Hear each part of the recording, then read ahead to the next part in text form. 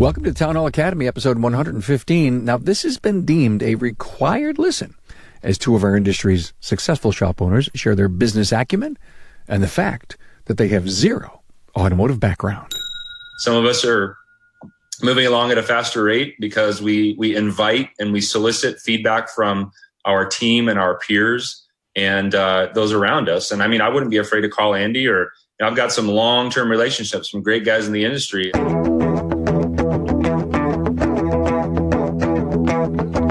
Welcome, automotive aftermarketers, to a Remarkable Results Radio Town Hall Academy. Listen to learn just one thing from today's episode on your journey to remarkable results.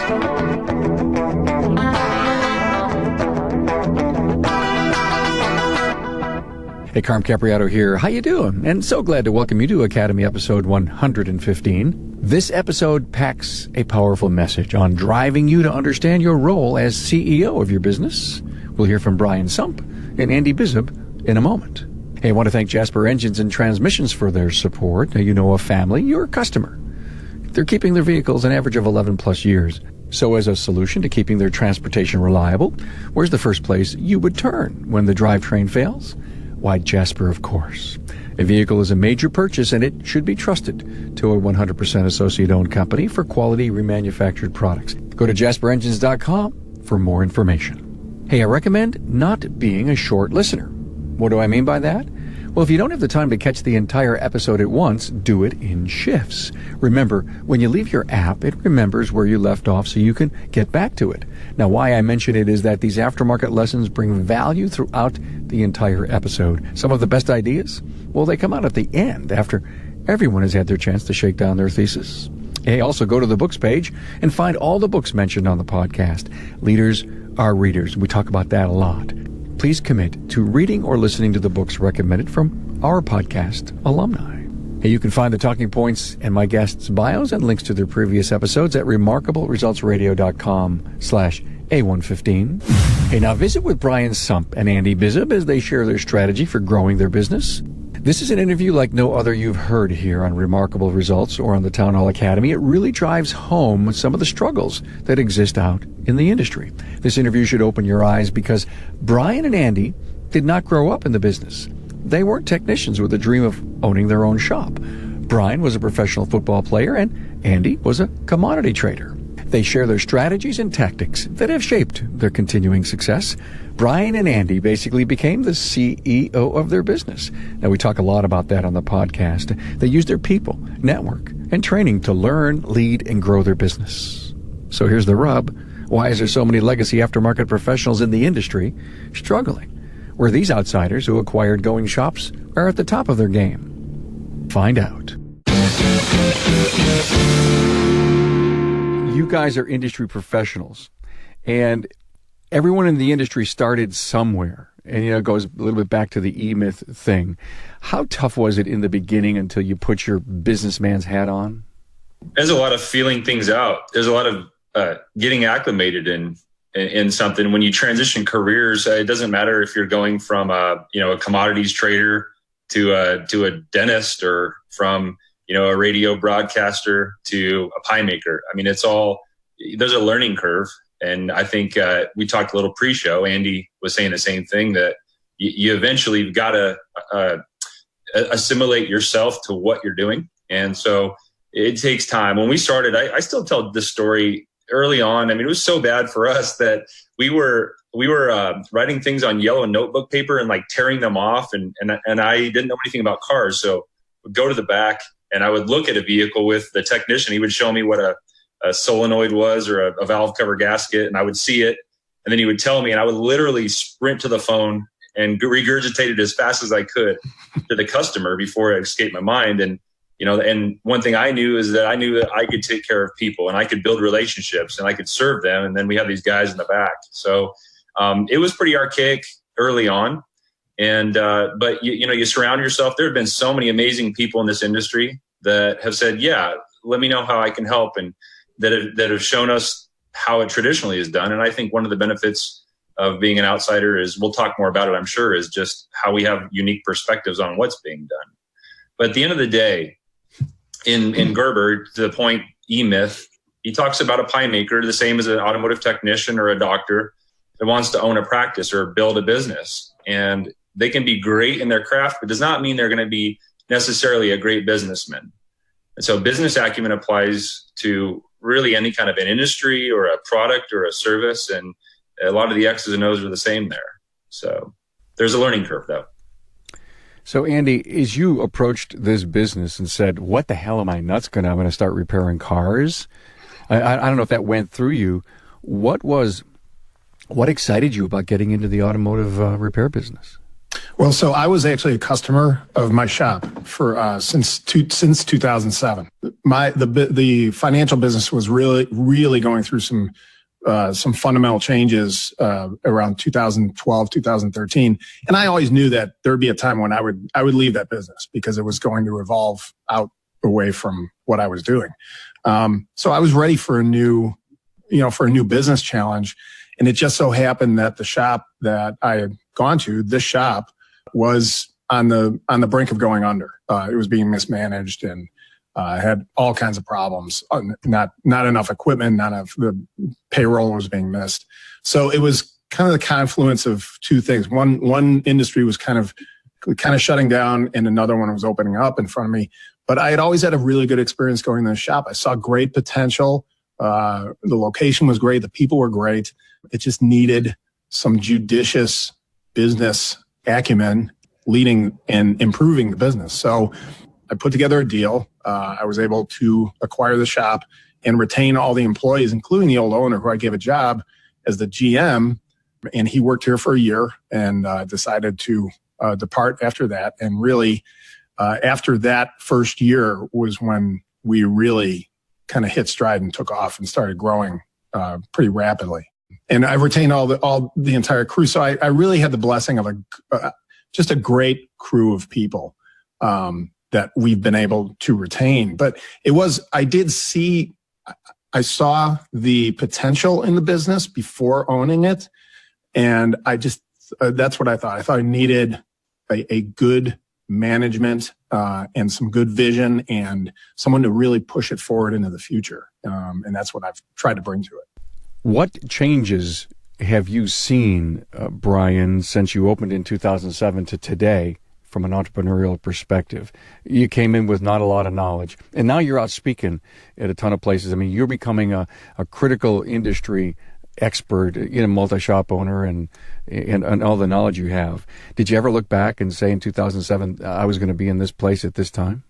No, you don't always see it coming. The analogy I like to use, and I'll use my sports days, my particular story, and this is not to be boastful, it's just for the sake of effect here and making sense of this. When I was in high school, I played 1 year of high school football, my senior year. I got a small scholarship at an engineering school to play football. Like I got paid $2,000 a year on a scholarship, pretty small. But my senior class in high school, we had 7 Division I scholarship athletes from my football team. And then I was the Division II guy. So I had all these big blue chippers and I was a small school. Well, all of a sudden, 4 years later, I'm 2-time All-American and half the guys I graduated with weren't even playing in college anymore. And you just you apply certain tenets of growth and development and you find yourself somewhere and you kind of look around you and you're like, where'd everybody go? So wait a minute, you're talking about, you had that personal introspective. Did it help build confidence in you? Well, yeah. I mean, at some point when you look up and you look around, and it's not to be, you're not better than anybody. It's not about elevating yourself at somebody else's expense or where they're not, but you just push hard. Andy can attest. You apply certain tenets to growth and development and you end up somewhere. You progress at a certain rate and maybe other people don't, but until you put your head up and you look around and you see where everybody's at or how high up the mountain you are, you kind of go, man, how did I get here? Like I knew I was working hard. I knew I was climbing and I was being, whatever, I was creating a path. So you get there and you kind of look around and then, my journey, I think much to yours and Andy's too, much like a lot of people listening, you keep working, you keep growing and you end up somewhere. And then you have some basis for perspective to say, where am I really? And then it was, several years ago, I think Ratchet and Wrench was one of the first experiences in 2012. And they called and said, hey, we want to do our first ever public, cover story for our first publication. We want to do it on you. And I thought, why me? And that's a different story. But at some point in time, it does change and it does look different. But they say everybody can become an expert in a craft or, an area of knowledge after so much time doing it. I love where he just went with that, Andy, and both of you guys, please chime in on this. He says everyone can become an expert. So why are so many of the CEOs of our industry struggling? To me, the business of being in business is about just continual improvement.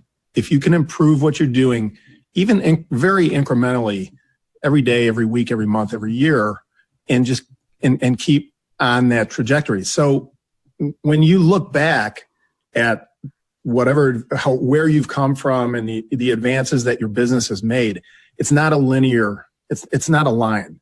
There's steps, there's plateaus, there's places where, you pause, the business has a pause, or it catches, you're catching your breath.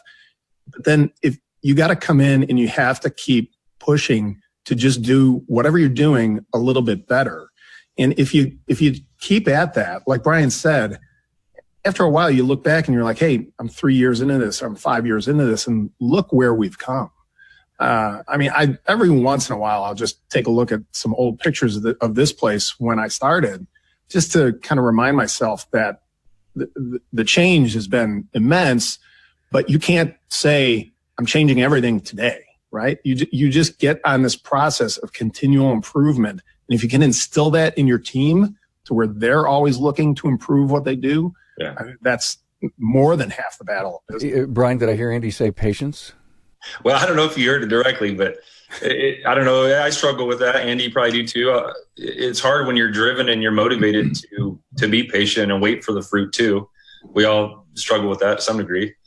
But at some point you just got to let time take its course and keep pushing.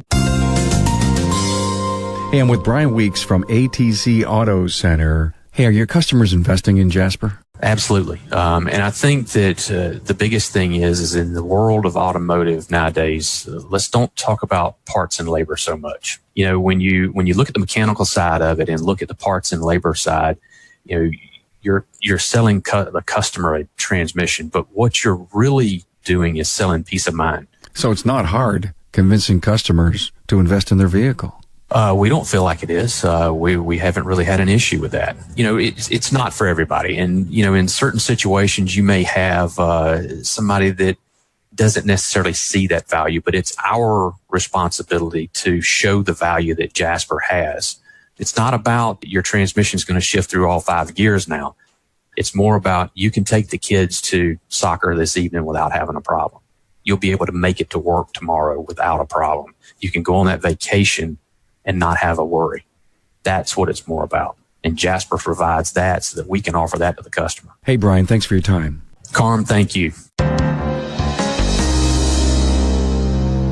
Did you guys enjoy the high water marks that you found? Because I love that. Every once in a while it's spring up here in the Northeast, and we're supposed to have a 70-degree day today, and it's supposed to go back into the 40s as it slowly ramps up and catches up. And I always say, hey, high water mark day today, the 70s are coming. No different with volume, no different with hiring people, no different with your marketing efforts. It's good to celebrate those high water marks, especially as an outsider coming into a new industry. Well, you want to motivate your people and inspire them, really, to where we're like, hey, that was a great week. That was a great month. Just imagine where we're going to be 6 months from now if we keep pushing. One of the things I always say to everybody on my team is we want to all be pushing that rock in the same direction, right? So we don't want to have these situations where the shop floor is pushing on one side and the service office is pushing on the other side and you're canceling each other out. Let's all push in the same direction. And that seems to really, take hold with them. So the best advice that I would love you guys to give to our industry is this. You came in from the outside world. You weren't techs that grew up in the family business. You didn't go to tech school, become a tech, and then wanted to grow your business. And I would suggest that our business probably has 70% of our owners that came into the world that way. The reason we're doing this is because you came in from the outside and you're extremely successful. So what is it that in the very short amount of time you've been doing this, we've got to be able to drill home into the industry, the people that are listening, the people that are going to listen and going to make this part of their learning curve to become a better CEO. You had to go out and learn some things about the business of our business. Yeah, okay, you need to learn some tech. But have you guys ever picked up a wrench and gone into the bay and fixed anything? I bet you the answer is no. Or if at the worst, I helped out one day. Right? Yeah, that's exactly the story. One day was the worst day of my life. I tried to do a tie rod, and our staff laughs about it to this day. It's not funny to me, but it's funny to them. Those are Brian Sump legacy stories. Those are great. And you know what? Even if it didn't happen because they needed you bad, it should have been done on purpose, so that you could have had that story to tell. So the people says, "Hey, Brian, you run the business." And that's what every CEO who came from the Bays needs to be told by his people. Go run the business.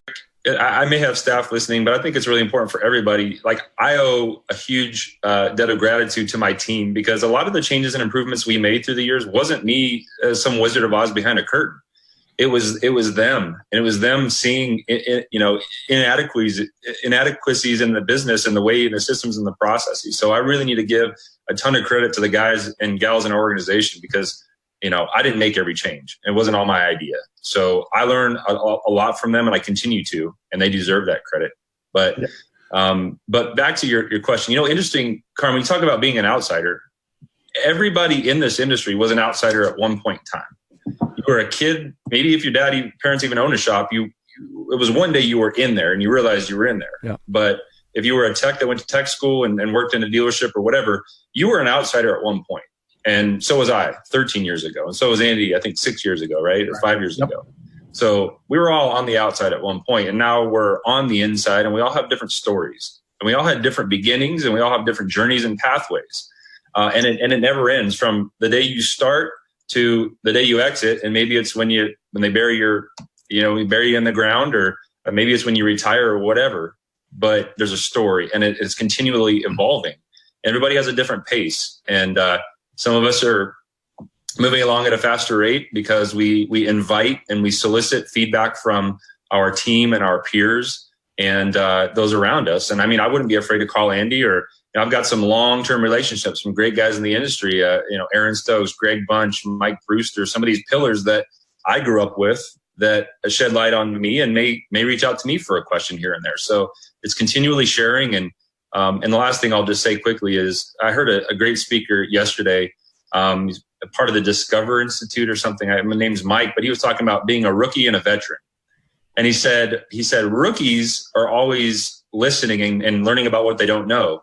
And veterans are always trying to state what they know. And so he said everybody should have a rookie mentality, and you should be seeking to learn and grow and find out what you don't know. And I really appreciated that. Boy, that was powerful. And one of the things that I talk about on the show all the time, and I may have coined this word, this phrase 20-some years ago, being a perpetual student.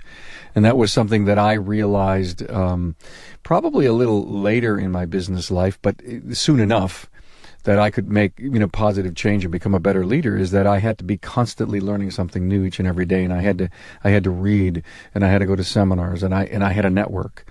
And maybe that's one of the most powerful takeaways from this is, here's some pillars of our industry have been very successful and came, and I don't want to use the word outsider, not a negative thing, but you weren't inside the industry. You were, not insiders, and have learned to grow successful businesses. So why would anyone want to listen or watch this show?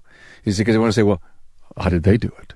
What was, Brian, it goes back to your great idea of Warren Buffett. Let's get a role model here. If it's not Andy and if it's not Brian, who's the other role model that's been super successful and doesn't know a thing about the businesses he owns? Warren Buffett's an example that a lot of us talk about. And I do want to come back to Andy and how Andy views insider and outsider here in a minute. I definitely want to hear from him. But Warren Buffett's a great example. In fact, this morning, Carm, as I was thinking about this, I thought about Carl Icahn. Like, I don't know what his industry, I know he owns, Federal Mogul or the parts verticals there, but I don't know. No longer Federal Mogul, but yeah, he's in the parts business right now and the service business. Right. But I don't know if he's back. Like, I don't think he grew up in automotive shops, or maybe he did, but No. But look at these guys. I mean, they Warren Buffett's smallest company, I think, is See's Candies, and I think it's $416 million a year in revenue. That's his smallest business, and he owns these companies. And I don't think he's an expert in any one of them, to my knowledge. He may know more about some than others, but here's the point: is that there are certain pillars of business that apply to anything, and in my eyes, I'll just state them very quickly. There's maybe 5 of them. Do you have a product or service that people want or need? Do you have the ability to tell them about it? Can you keep people when they come into your business? Can you keep them coming back and serving them? Can you manage finances well and procure money and save it and reinvest it? And lastly, can you lead people? You got to have probably people or technology in your business. And I think if you kind of carry those with you, they apply to almost any industry. And once you learn enough about the industry, like we did in the candy business or the cybersecurity space or automotive, it doesn't matter. A lot of the same tenets. And Warren Buffett's a great guy to look at. And you know, one of the common things about all those guys, Icahn, Buffett, they are all fully cognizant of surrounding themselves with the best people that they can. People that know more than they do. People are smarter than they are. They're not intimidated by dealing with people who can execute better than they ever could. And you empower your team, and you've empowered your entire business. You know, I always try to tell my people, look, we have a problem, we have a bottleneck, we have an issue. You guys figure out your solution to it. I want to hear your solution to it first, because you don't want me to come up with a solution and impose it from on high. You guys know this. You know the systems. You know the day-to-day operations. You know the workflow. You know, come up with the way that makes it easier for you to better serve the customer. And invariably, they do. I mean, whether it's an internal function, whether it's tracking our own internal metrics, or whether it is about dealing with the customer and meeting their expectations. If you give your people the chance and have the confidence in them to come up with their own solutions, their own set of solutions, it just pays off huge, because it makes them go ahead. Every once in a while I go through these, and all of a sudden, boom, something hits me really hard, almost in every episode. And I'm trying to engage that group in our industry that's our insiders, and they want to learn from you guys. And I don't want to call you outsiders, but, you know, non-automotive people that own businesses. And it's almost like you just hit it. If I asked you if you're a better delegator today because of that, you probably say yes, because I had to get help from my people. Interesting, right? Are you a better leader today because I knew that I know nothing about this business and I had to lead this team and I had to learn to be a better leader? And so maybe the answer is because I'm an insider and I know the answers, I want to give so much, and I want to leading my people is that I'm always the answer man, and I always have the answer. And maybe the story, the biggest takeaway from this episode is show restraint. Ask your people for the answers, even though you have one. And if by any chance it's going to accomplish the same thing, you wanted a yin and they wanted a yang, but the yang would have produced the same result, then stop being that all-knowing, all-seeing. Stop being the Wizard of Oz. You mentioned it earlier, Brian. I loved it. Stop being the Wizard of Oz in your business while you're letting your people do more things. Go get the network. Go to training. You know, fly to a conference and learn all this stuff that you're having problems with. Is that, did we just break the code here? Well, if your people come up with their own solutions that are effective, that work, they have to work, right? But if they come up with their own solutions, just think of it. There's no more buy-in. The buy-in's there. They came up with it. So it's not, hey, I think here's how we should address it. Now I have to convince you that this is going to work. I mean, it's a huge win-win, and it's super efficient if you let your people come up with the solutions to bottlenecks in your own business. You guys had no choices. You had to do this. It's almost like you had to do this, right? Well, the other thing is, when I started out, right, I came in here and I told them, look, I know business. I know finances and everything. I don't know how to fix cars, but I don't need to know how to fix cars. But the other thing I did was the first 6 months, I had a broom in my hand almost every day. I was hauling trash around. I was reconfiguring the shop. I was physically working in here every day because I had to gain the confidence of these people who knew that I wasn't a tech. I didn't come from a mechanical family. I mean, I'm very mechanically adept, but I don't work on customer cars. So, having that sweat equity in the business goes a long way, as well. And that's great, Andy. That's exactly right. In my eyes, there's a very distinct difference between being just a pure follower, being a leader, and being a dictator. If you're a pure follower, I mean, Andy, our guys and the owners and managers that are listening, like our guys and gals need us to lead them. They need us to come up with solutions and problem solve in a short window of time sometimes. And they need us to lead the charge to inspire and motivate. But if you're a dictator and you're stuck in, I always know the answer, your development curve may feel like it's steep, but you're probably not really progressing. And on the flip side of that, if you're always following and you're never leading and you're never innovating and pioneering, and I'll come back to what you see in other people's houses maybe in a minute, Carm, but in that analogy. But yeah, you got to be somewhere in the middle of knowing when to step up and inspire and lead and pioneer. And you also have to just make sure that you're mixing in that intermingling and listening to your team. And Andy, I love that. It's like we try to really pass on the hiring process, at least the final yes or no, to our team. And it's because of the reason that if they make the hire, they're more likely to push through adverse times with that team member than if you as the owner, Andy, said, we're going to hire this person and here, like them. And then when crap hits the fan, so to speak, they're not going to have any incentive to push through. Yeah. The same thing applies to like our corporate values. We chose 2 and we let the team pick 4 because we wanted them to have buy-in in the value system. And it just goes on and on. So yeah, that reliance upon your team and having them have some skin in the game goes a really long way. It's a great point. I loved it. If you want to deal with a team fire, make it a team hire. Yeah, exactly. Yeah. And we hire the team because we function like one. Go ahead. And think about when you give that power to your team, how much it frees you up to go do really innovative stuff that you can then bring back to the business. Right? I mean, we're able to go to the Ratchet and Wrench conference every year because we got a team back there that we know the shop's going to be fine when we get back. Exactly. And I want to get back, just mention about Brian, the veteran versus rookie, because I got to tell you, when Ratchet and Wrench, when they asked me to speak at last year's conference, it scared the heck out of me, right? Because I'm like, what do I have to say to all of these automotive professionals that's going to be of any value? I mean, it was one of the more intimidating things that I ever had to do. And I spent 25 years yelling and screaming out loud in front of thousands of people every single day. So it's really having that's that. When you were the commodity broker, not now.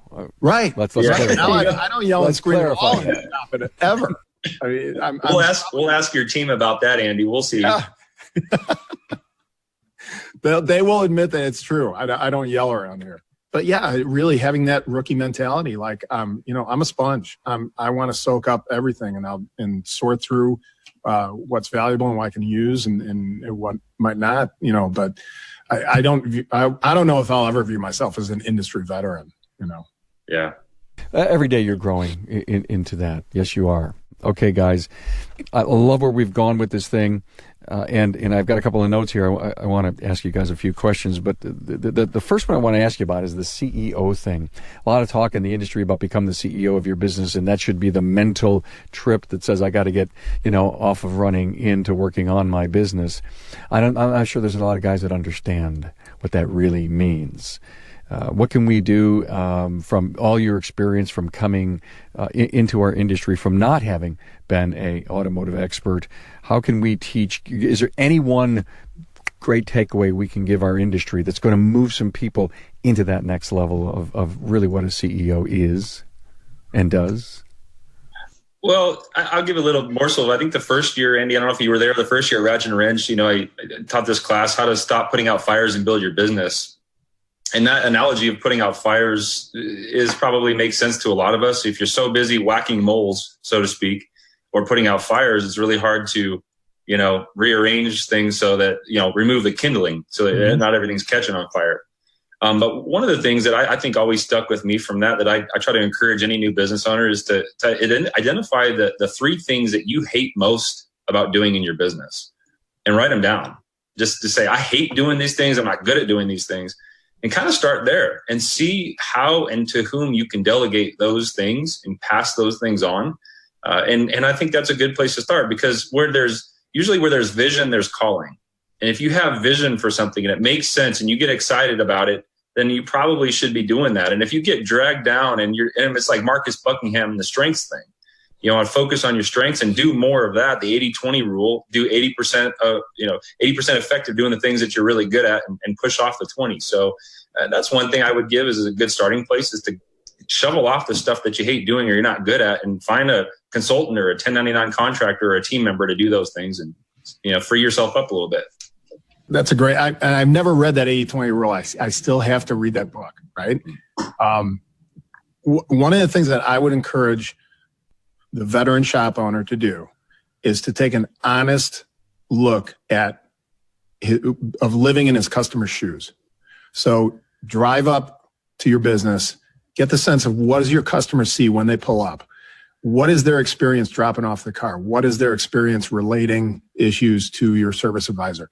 All steps of that process. And it doesn't have to be really long and drawn out. It doesn't have to be 50 points, but just get a sense of what is the real customer experience when they arrive, drop off, pick up from your business, right? Because I think we look a lot at what's inside our business, at the people in the back, in the shop, the people in the service office, but really put yourself in that customer shoes and understand their pain points and alleviate their points of pain and the friction involved in whatever you're doing. You could apply this to any business, but we're talking about automotive repair. What's the friction in getting their car fixed? And as we've removed those pain points and gotten rid of that friction, that's where we've really grown and seen this great satisfaction level from our customers, where we have customers who are like, I've never had an experience like this. No matter what dealer I went to or what shop, so that's what I would encourage the day-to-day veteran, who grew up in his shop. Maybe he was the technician and now he's the owner. Stop, get outside of it, look in. Yeah.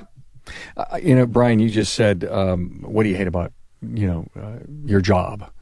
And one of the things that I thought about was, okay, if you put the hate list and the love list together and you'd say, I hate marketing. Let me suggest this to you, and I'd love to have your take on this. Okay, I can delegate it, contract it, 1099 it, do anything I want, but I want it off my plate. But I shouldn't not know what marketing is, so that whoever is working for me is going to do the things that matter. Because it's like a loose can. I don't want to think about marketing, and all of a sudden your business is heading in the wrong direction because you haven't pulled the right levers. Do you agree that I think you may not need to know every fine detail, but you need to understand marketing? Yeah, marketing is just one of the areas, and just one. That's a great example. So if you build an org chart as high as an org chart can go, you end up somewhere with president, CEO, or maybe you're chairman of the board, or somewhere in that capacity. But big organizations, look at their org charts. Okay, military, you've got generals, and you've got, sorry, forgive me, I'm not great at the military hierarchy, but you've probably got colonels and lieutenants and and same thing happens in a CEO in a big company. You've got president and vice presidents or directors who you meet and you audit at a very high level. So you get reports that come up the ladder. And so a CEO, especially like if you're a multiple shop operator, let's take that. You have to have maybe a district manager, a director of ops. You've got to have store level managers and foremen and advisors. And what you really want to be able to do is be able to audit snapshots of things and quantify KPIs to be able to say, this is functioning right, or this doesn't really seem right. And so in marketing, there's a simple thing. I mean, I think you can just take basic ROI, and I encourage you to be very careful doing this like 30 days out, maybe do it like 6 months out or a year out, but you got to just have basic understanding of like, what kind of customers am I trying to get, and am I getting them, and what am I spending, and is it generating profit for me? And there's some basic things, but it's a great example. Yeah, you want to be able to quantify and get reports from your marketing agency that help you see that it's working or not. And again, where I was leaning with that also, and I appreciate it, I think you really helped clarify it for me. But if I didn't love marketing and I hated it and I was going to subcontract it and I was heading to a place like Vision and there were some marketing classes, put your butt in that seat and absorb as much as you possibly can so that when you go out and audit, if you will, your marketing efforts and or the person or agency who's doing it, you just stepped up the smart meter a whole bunch because you're getting yourself trained. You can't, I guess my point is that, and I'm asking both of you, you can't abdicate every area of your business. You've got to know something about, a little bit about everything. You don't know what you don't know. You have to bring that in. Yeah, there's varying philosophies on this, Carm. And, I don't know what camp Andy falls into, but it's kind of like looking at a report card in school. If you've got straight A's, but you've got an F in math, what do? Do you try to get your F to a D or a C and then take away from what you're really good at? Or do you just keep crushing it with A's and just say, I'm not good at math? And I think Marcus Buckingham, again, in this whole strengths concept, there's this torment between, should I just keep doing the things I'm good at and not worry about, like if I'm the best at one thing, I can build a business on that. So there's varying camps, but my opinion is that you should polish up where you're weak and at least learn enough to be mindful of what you don't know, and just keep excelling at your strengths. But Andy, I don't know what your thoughts are on that. No, I agree with that. I also really encourage owners to invest in their people and invest in the success of their people's having a career, right? I always tell our people, I'm like, I don't want you to think of this as a job. This should be a career that you can build a life on. So I will send you to whatever training is needed to fill in, whatever weaknesses you have or to perform whatever functions we need you to perform. So I personally, I love marketing, right? That's one of the things I really like to do. But for some other functions that I might not want to do, I'm going to understand them enough so that when I talk to the person in my organization who is in charge of that, I can relate to what they're saying, right? But I don't need to know every detail about how they get it done. That's the point. That's the point I was trying to make on the hate side of the list. You can't totally abdicate it. If not, I think you're not doing your job as a CEO. You've got to know something about it, which moves yourself into that whole being a perpetual student and always learning and finding the time in your workload to do that. Let me tie into strengths, Marcus Buckingham, with you, Andy. I did a Strengths Finder 2.0 6 years ago, and before I was a podcaster, and I looked at the results and I said, that's not me. Being a podcaster is not you? No. This is way before I was a podcaster. Okay. And I looked at the results, and I got the top 5 strengths in Strengths Finder 2.0. By the way, everyone, that book is on my books page on the website. You got to get the book. You got to read the first 34 pages. Then you take the test, and then you go from there. And you'll find out what your gifts are, if you will, under this particular test. And I've taken a lot of crazy tests in my life on the personality, the disc side and stuff. And I looked at that and I said, well, that's not me. And I said, I can't believe it. And I was still working for corporate America back then. And I said, that's not me. And so when I left corporate America and I decided to become a podcaster, I went back. I said, I looked at that test, and I looked at that test. Those 5 top strengths is why I'm where I am and what I'm doing today. Sure. Yeah. You found your level. I found it. Water seeks its own level, right? Yeah. So all I'm telling you, I hear a guy who said, no. And then I said, oh, yes. And so, and that's where you end up having to play. And I think, Brian, you brought up a great thing. Anyone who's leading their business today is got to know that about themselves. I don't know. I just think it enhances, it's like you're aware of what you weren't aware of. And unlocking potential sometimes is understanding giftings and callings. And maybe I should be doing more of my strengths. And maybe this allows me to get out of my comfort zone, or maybe it's not best for me in my comfort zone. So I'm going to get out of that and start pushing the envelope. And, you want to be fulfilled in what you do and not dragged down by it. And I don't know, Andy, I have the sense that you enjoy what you do. I sure do. And it's taken me falling on my face and some other different things in life to really realize, gosh, you're good at this, and there's no replacement for doing what you're best at. And scratching an itch is fine, but at some point in time, being in your calling and have the wind behind you instead of in your face your whole life, it's a pretty liberating thing. And it's what's also neat is when the people on your team, they know that you're doing something that you like to be doing. And like personally myself, if I come back from the SEMA show or something like that, they're like, we're glad you went out there, right? We don't need you here answering the phone. You go do what you do because you're really good at doing it, and you're raising the profile of the shop, and you're talking about us and everything. So they've seen where the business can go when we're all doing the roles that we should be doing. Which, when you brought up that taking that test, Carm, everybody here has done the Wonderlic test, including all the techs. And I know that in not everybody who's hired already in the job, but I just told everyone to take the test just, for a kick. So you could just kind of see it. And sure enough, everybody's personality was absolutely represented in that test. I mean, it almost came out just perfect on every single person. I have Strengths Finders, the mobile app on my phone.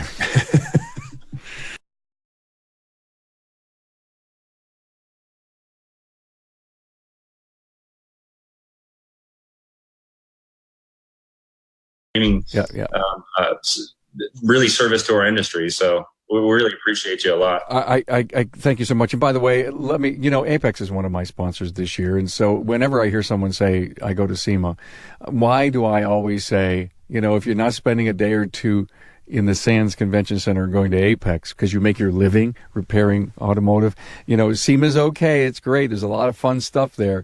But if you want the business of the aftermarket, you got to go to Apex. Well, I always stay at the Venetian because it's attached there, so I can walk right down to Apex. I've been on my soapbox about that. And anyway, you'll probably even hear some commercials, when Carm gets up on his soapbox and says, if you're going to SEMA, go to Apex if you make your living here.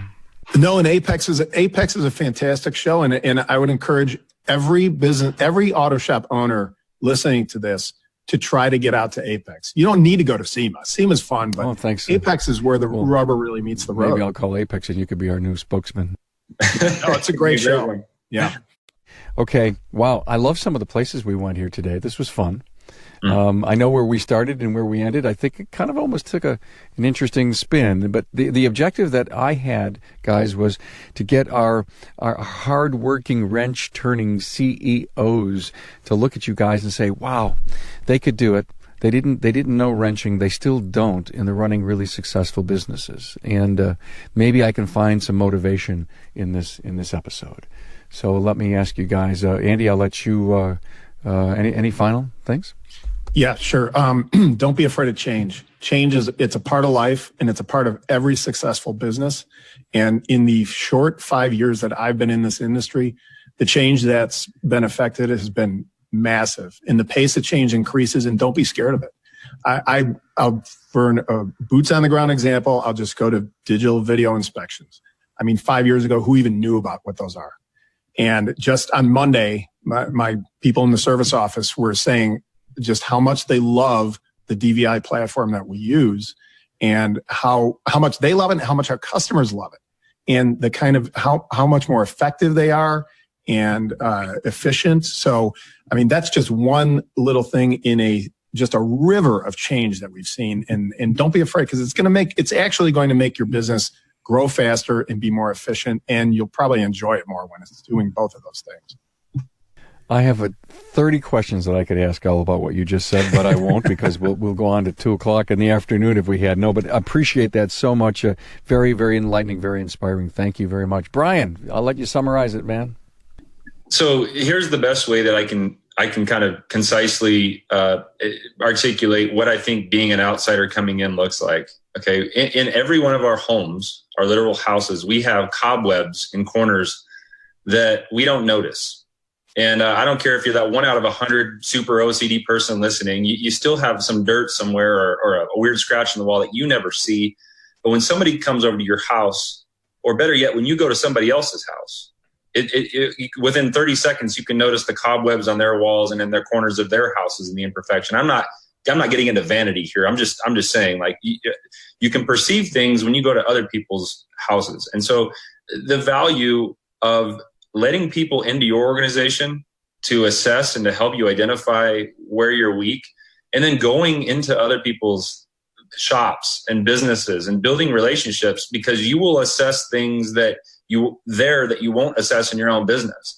And I think Andy and I, and Kareem, if he was here, and anybody else that's been on, my good friend Doug Grills in Maryland, right? It's sort of an outsider kind of a thing. But there's people, you can see things that insiders cannot see when you come from the outside. And, you know, you can learn the basics of how things work, which a lot of these technicians or shop owners already know. But if you can identify the things that you never saw and look at them in a new way and start to problem solve on the consumer. Andy had a great point, right? Think of a consumer coming into your store. Culture is, what does it look like? What does it feel like? How does your team think? And how do you make customers feel? And what does it smell like? And all of that kind of stuff. And it's hard to think that way when you're stuck in the grind, or you just always know what you know. And so that being comfortable with change, Andy, is great. And almost the accountability for change is inviting people into your world and inviting yourself into others so that you can see the cobwebs in your own corners and expand how your shop grows and progresses. I love it. Great. And thanks for bringing that up, Andy, about, taking a look at your business from the customer's perspective. I think one of the things that people have to do is they need to go to Lowe's or Home Depot. They need to buy a gallon of paint. They need to take that paint. They need to walk out to the curb of their business holding that gallon of paint in their hand, because, we're really just trying to create something here.